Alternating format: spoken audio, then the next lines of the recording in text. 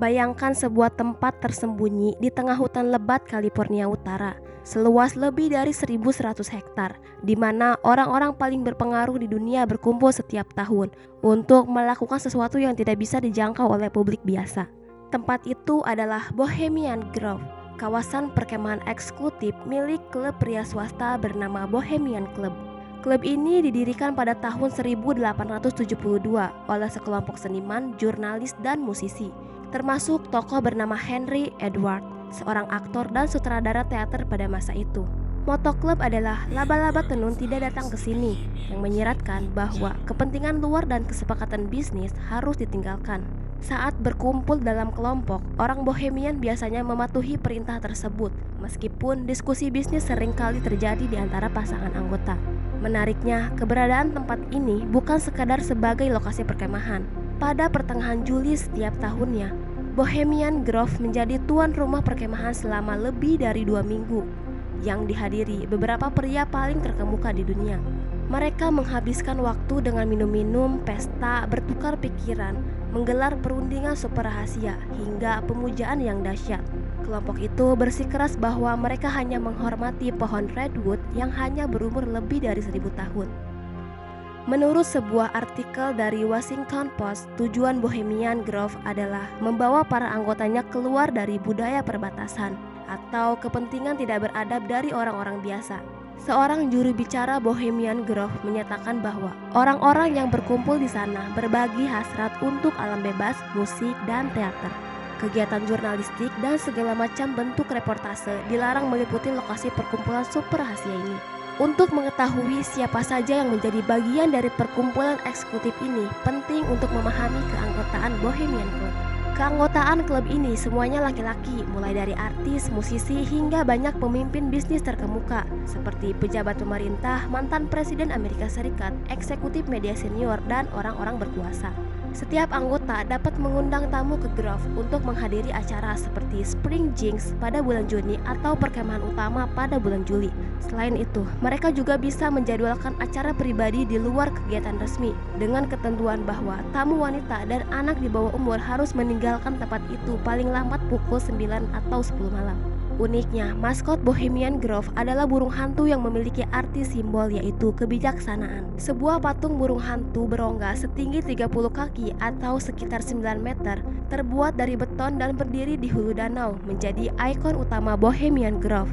Patung ini dirancang oleh pematung Huygens Pattizien yang juga 2 kali menjabat sebagai presiden klub. Sejak akhir tahun 1920-an, patung burung hantu ini telah menjadi latar utama dalam salah satu acara paling ikonik di Bohemian Grove, yaitu upacara Cremation of Care yang diadakan pada malam hari pertama perkemahan. Inilah bagian yang mulai membawa kita pada nuansa misterius sekaligus menggetarkan.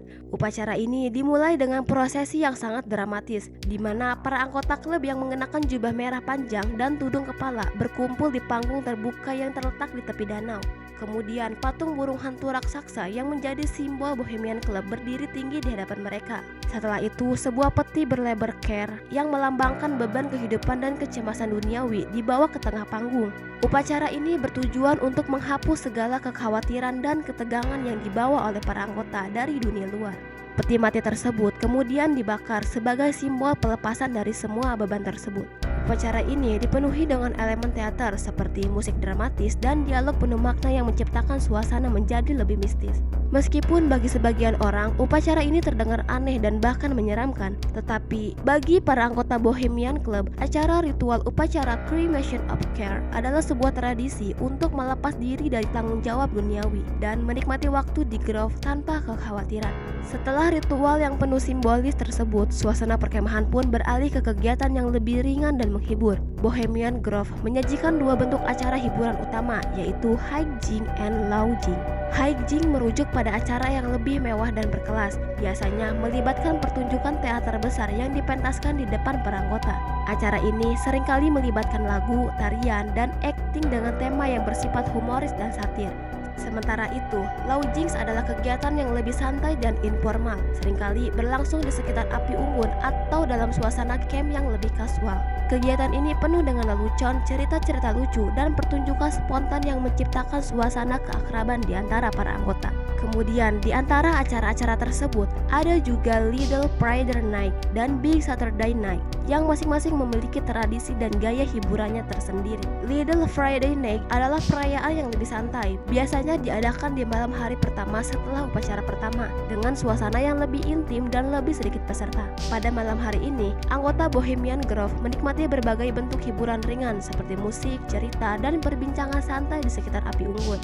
Sementara itu, Big Saturday Night adalah malam puncak perkemahan yang lebih meriah dan lebih besar. Ini adalah malam ketika acara besar dan penuh kemewahan berlangsung dengan pertunjukan yang spektakuler, yaitu makan malam mewah dan hiburan yang mengesankan. Big Saturday Night adalah malam di mana para anggota benar-benar merayakan kebersamaan mereka, menjalin persahabatan, dan bersenang-senang dengan penuh gaya. Namun, Bohemian Grove tidak hanya soal peserta dan pertunjukan. Pada siang hari, Lakeside Talk menjadi acara yang paling dinanti di Bohemian Grove.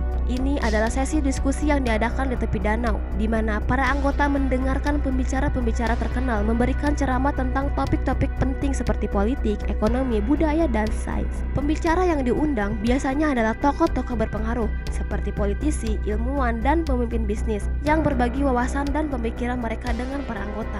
Lakeside Talk memberikan suasana yang lebih serius di tengah keseruan kegiatan berkemahan, dan menjadi momen bagi para anggota untuk belajar dan berdiskusi tentang isu-isu global yang penting. Menariknya, kehidupan sehari-hari di Bohemian Grove mencerminkan keberagaman gaya hidup para anggotanya. Beberapa kelompok memiliki karakteristik yang unik, seperti Cliff Dwellers yang dikenal karena kehidupan mereka yang lebih sederhana dan terpisah dari keramaian utama. Mereka tinggal di tempat yang lebih terpencil di sekitar area hutan dan menikmati suasana yang lebih tenang dan pribadi. Tapi di sisi lain, ada kelompok yang lebih suka kehidupan yang lebih bebas dan penuh petualangan, seperti Manshiner. Kelompok ini seringkali terlibat dalam kegiatan yang lebih santai dan bebas, seperti membuat minuman keras sendiri dan menikmati waktu bersama di sekitar api unggun. Selain itu, masih banyak lagi kelompok-kelompok lain yang menciptakan atmosfer Bohemian Grove sebagai tempat yang penuh warna dan beragam, masing-masing dengan tradisi, kebiasaan, dan gaya hidup yang unik.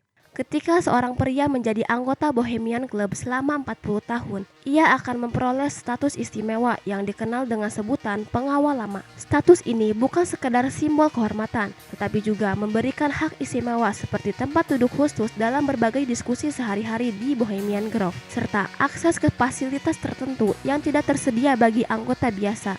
Salah satu tokoh yang mencapai kehormatan ini adalah mantan Presiden Amerika Serikat ke-31, yaitu Herbert Hoover, yang resmi dilantik menjadi pengawal lama pada 4 Maret 1953, tepat 40 tahun setelah pertama kali bergabung dengan klub tersebut. Keanggotaan Hoover menjadi bukti bagaimana Bohemian Club erat kaitannya dengan tokoh-tokoh berpengaruh, khususnya dalam dunia politik. Tak hanya Hoover, deretan anggota elit lain juga memperkuat citra Bohemian Club sebagai tempat berkumpulnya para pemegang kekuasaan. Tokoh-tokoh besar seperti George Herbert Walker Bush, Ronald Reagan, Richard Nixon, Gerald Ford, hingga Colin Powell dan Henry Kissinger pernah tercatat sebagai anggota atau tamu undangan klub ini. Kemudian, tak ketinggalan pula tokoh dari kalangan bisnis dan media seperti David Rockefeller, Steve Forbes, Walter Cronkite, hingga Arnold Schwarzenegger dan Karl Rove. Kehadiran mereka memperlihatkan bahwa Bohemian Club bukan sekadar tempat pertemuan sosial, tetapi menjadi ruang private tempat lahirnya ide-ide besar yang bisa mempengaruhi arah dunia. Bahkan salah satu peristiwa penting dalam sejarah Amerika yaitu perencanaan proyek Manhattan yang kemudian menghasilkan bom atom, konon dilakukan di Bohemian Grove pada September 1942. Pertemuan rahasia ini melibatkan ilmuwan, akademis, hingga perwakilan perusahaan raksasa seperti Standard Oil dan General Electric. Meski saat itu Robert Oppenheimer bukan anggota klub, ia bersama dengan Ernest Lawrence menjadi tuan rumah diskusi yang kelak akan mengubah arah dunia. Peristiwa ini semakin menguatkan anggapan bahwa Bohemian Grove bukan sekedar tempat perkemahan, melainkan ruang rahasia di mana keputusan-keputusan besar dunia bisa dibentuk. Namun di balik prestis dan eksklusivitas itu muncul sisi gelap dan penuh misteri. Beberapa tokoh bahkan secara terang-terangan memberikan komentar kontroversial. Salah satunya adalah Presiden Richard Nixon yang terekam dalam kaset pada 13 Mei 1971 menyebutkan, Bohemian Grove yang saya hadiri dari waktu ke waktu itu adalah hal yang paling fagi atau homo yang pernah Anda bayangkan. dengan kerumunan San Franciscan itu. Ucapan Dixon itu membuka tabir tentang keanehan perilaku dan aktivitas yang tersembunyi di balik acara-acara rahasia di sana. Kesan eksekutif dan tertutup Bohemian Grove didukung oleh sistem keamanan yang super ketat. Sepanjang tahun, kawasan ini dijaga oleh mantan personel militer, dilengkapi dengan kamera termal, sensor gerak, hingga detektor getaran. Saat musim perkemahan tahunan tiba, keamanan akan semakin diperketat lagi, dibantu dengan kepolisian lokal, dinas rahasia, hingga patroli jalan raya California. Namun, sekuat apapun penjagaan itu, penyusupan tetap pernah terjadi dan beberapa dari mereka berhasil membawa keluar informasi yang mengejutkan. Contohnya, pada musim panas 1980, Rick Lawhart masuk ke Grove dengan bantuan seorang karyawan dan menyamar sebagai pekerja selama 2 akhir pekan di perkemahan. Laporannya diterbitkan di Mother Jones edisi Agustus 1981.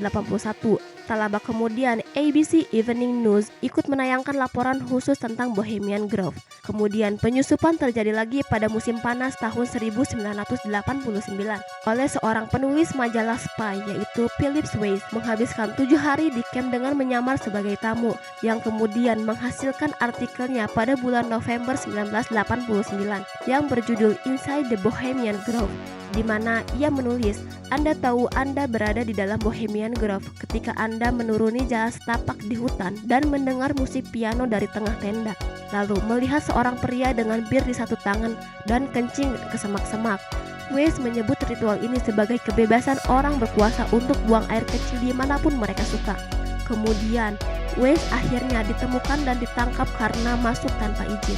Selain itu, pada tanggal 15 Juli tahun 2000, Alex Jones dan juru kameranya yaitu Mike Hansen diam-diam memasuki Bohemian Grove dan berhasil merekam cuplikan upacara Cremation of Care. John menyebut itu sebagai ritual pengorbanan. Kemudian rekaman itu dipakai oleh John Ronson untuk film dokumenter yang berjudul The Satanic Shadowy Alley yang menggambarkan acara itu sebagai pesta persaudaraan terlalu besar.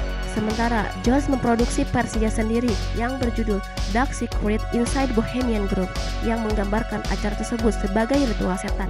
Selanjutnya, pada tanggal 19 Januari tahun 2002, Richard McCaslin yang berusia 37 tahun menyusup malam hari ke Bohemian Grove, bersenjatakan perlengkapan militer lengkap, mengenakan topeng tengkorak dan pakaian bertuliskan Phantom Patriot. Ia melakukan sejumlah pembakaran sebelum akhirnya ditangkap. Dari sisi keanggotaan, Bohemian Club benar-benar eksekutif, bahkan bisa dibilang diskriminatif. Wanita tidak pernah diizinkan menjadi anggota penuh. Sepanjang sejarah klub, hanya 4 perempuan yang pernah diberi gelar kehormatan. Salah satunya adalah seorang penyair yaitu Ina Colbert.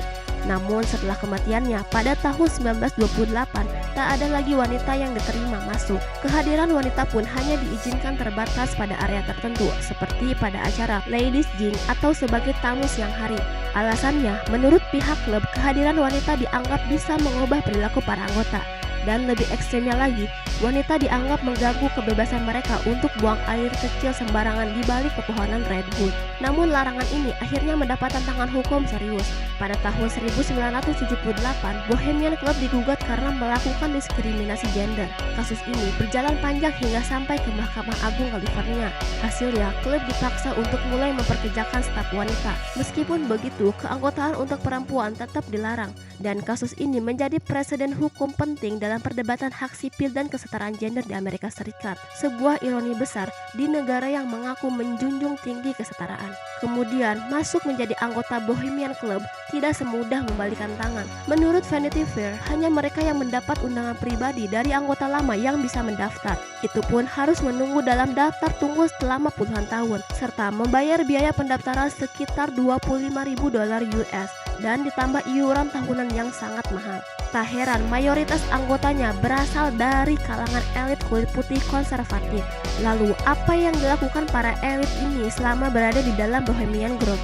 Menurut berbagai kesaksian yang berhasil bocor, mereka berpesta pora, mabuk berat, buang air di pohon redwood, dan menyantap makanan mewah 4 menu. Kemudian merokok cerutu sambil meneguk anggur mahal. Semua dilakukan tanpa ponsel, tanpa kamera, dan menciptakan suasana yang sangat private dan penuh misteri. Namun semua itu menjadi lebih mencurigakan ketika muncul sebuah pengakuan mengejutkan dari tokoh publik yaitu Ryan Garcia, seorang petinju profesional. Dalam pernyataannya di tahun 2024, Garcia mengaku bahwa dirinya diculik dan dibawa ke Bohemian Grove. lalu dipaksa menyaksikan ritual-ritual keji yang melibatkan pelecehan terhadap anak-anak. Pernyataan ini memicu kontroversi yang sangat besar. Publik terbelah antara percaya dan menganggap itu hanya delusi. Namun tetap saja pertanyaannya membekas. Apakah semua ini cuma isapan jempol?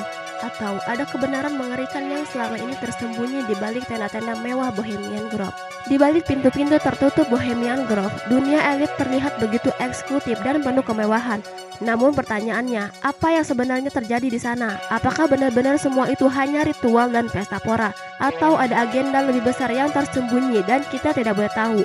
Kisah-kisah dan kesaksian yang bocor justru menimbulkan lebih banyak tanda tanya daripada jawaban.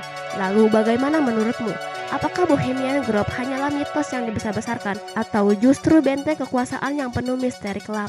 Tulis pendapatmu di kolom komentar dan mari kita ungkap bersama apa sebenarnya yang tersembunyi di Bohemian Grove.